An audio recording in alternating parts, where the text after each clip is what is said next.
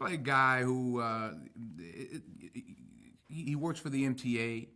He had moved up the line, but he got in a bit of trouble, and they put him back on the dispatch desk. And he's basically a guy who watches the trains electronically and out of the dispatcher's office, and just a guy who grew up in the trains, worked his way up from flagman to motorman to track maintenance and on up the line.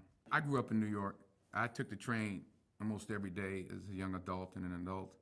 I took the 2 train from 241st Street, White Plains Road. I knew every stop, 241st, 238th, 225th, whatever the rest of them were. But I said to myself, whenever I got $2 to rub together, I was going to never take the train again because I had to take it. And I used to hate having to take it. I almost got robbed on the train. I did everything on the train.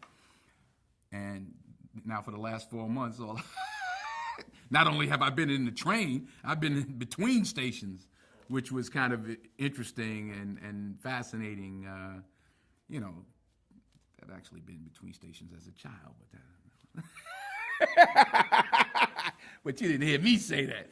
You know, but you're a kid, you get on the trains, you ride between cars, you sneak down the side. You know, you never went too far, but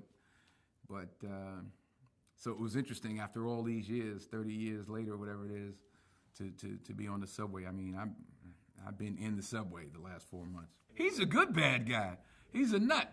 You know, and we had a great time. You know, we're both a couple of guys who grew up in the tri-state area, and he Jersey, me and Mount Vernon, and to be where we are now, it's great to meet someone who I like to think I'm still humble, and he's just a regular guy, and he's like, can you believe this has actually happened to us?